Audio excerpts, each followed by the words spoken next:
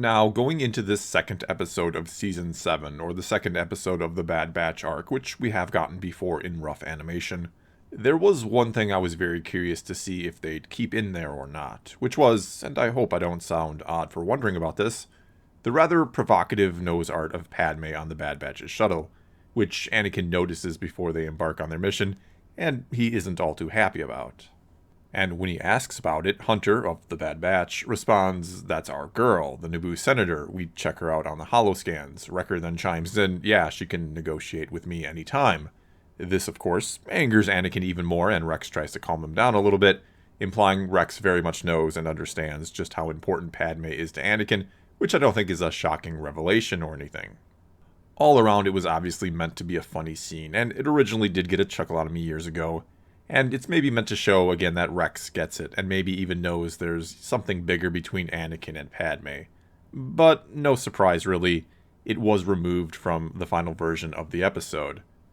And though I'm not really upset about it or anything, I think its removal does highlight a bit of the shift in attitude that's occurred in the last 5 years or so, one you can certainly be for or against, or not even care about, where what once would have come off as an obvious joke or humorous moment to most everyone is now something that some would have found to be demeaning and degrading to Padme, that she was being objectified in an episode. And quite honestly, no matter how you may feel about the removal of that scene, the one they put in to replace it was certainly better and more interesting, not to mention more revealing in a completely different way. Because now after the meeting at the beginning, where they talk about going to rescue Echo, Anakin tells Rex they have to do that thing. Rex seems to be confused, and Anakin insists he should know what he's talking about, and that they have to go take care of it right now. And for a moment, I thought they were taking this scene or episode in a whole other kind of direction. But it turns out Anakin simply wanted Rex to stand guard and watch while he contacted and talked to Padme in the Troopers' barracks, which again is not in the original or rough version of this episode. And the two, Anakin and Padme, have a brief talk where we again see just how much Anakin cares for and worries about Rex, and is concerned that he's too consumed by the idea that Echo could still be alive. Padme then points out how similar the two are, that they both think they can always handle and fix everything by themselves, and then she tells Anakin to trust Rex on this one. It's also interesting to note that during this conversation, Padme seems to keep her hands focused around her stomach, and she is of course very much pregnant at this time. While this is going on inside then, Obi-Wan shows up at the barracks looking for Anakin, and Rex has to stall him, which he does. When Anakin eventually comes out, he tries to basically blow off Obi-Wan's questions about what he was doing, and to get out of there as fast as he can. At which point Obi-Wan says to him, "I hope you at least told Padme I said hello." Anakin stops, gives him a bit of a look, and then the scene ends. And this does two things. It confirms, of course, that Rex has a pretty good idea that there's something major going on between Anakin and Padme, but it also implies Obi-Wan knows as well and is not saying anything to, well, anybody. And no, Obi-Wan putting it together I don't think is a surprise. I think it'd be more shocking or crazy if he didn't figure something out. But him basically letting Anakin know that he knows is a surprise to be sure. And you have to wonder if Obi-Wan, in the years to come after everything goes wrong, regrets not talking to Anakin about this. Because it's not like Obi-Wan doesn't know a thing or two about love, duty, responsibility, and hard choices, since he of course loved Satine, and at one point said to her he would have left the Jedi Order had she only asked. And though back when we first met Satine in this series and learned there had been a thing between her and Obi-Wan, I found it a bit odd or maybe even unnecessary.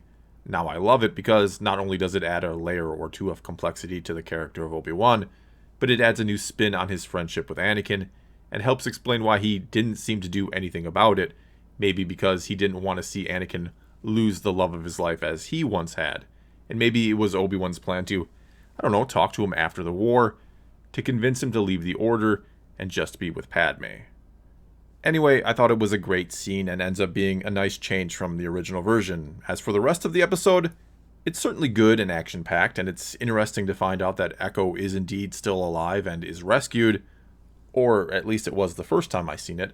Again, this is an episode and I'm assuming many of you out there, have seen before, and outside of the change at the beginning, it's beat for beat the same as the rough version, with just some minor inconsequential changes to dialogue here and there. And like I said last week, though I think it's a good story arc and I'm happy to see a finished version of it, I do feel like we're in a bit of a holding pattern until it's over and we get to the episodes we've never seen at all.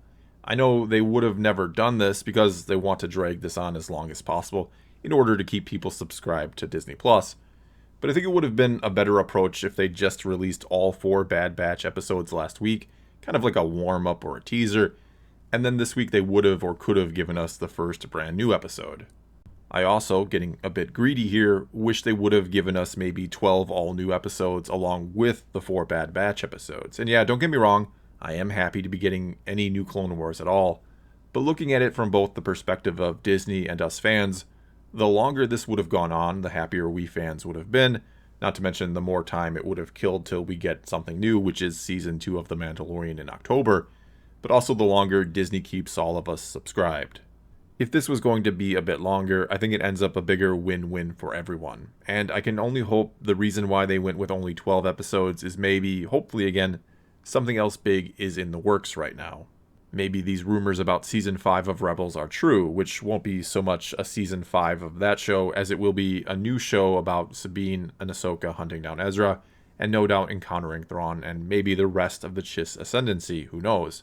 Maybe it'll even somehow tie in with the new Thrawn trilogy, even though that seems like it's going to be a prequel or deal with his life before he joined the Empire.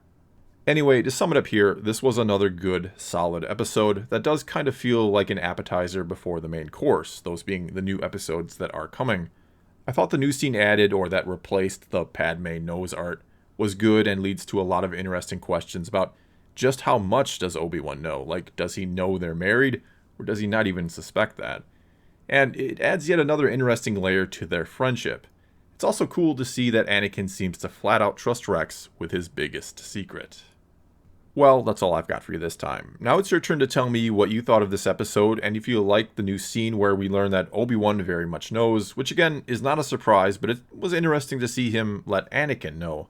Either way, let me know what you think in the comments below, and let's talk some Star Wars. And until next time, thanks for watching.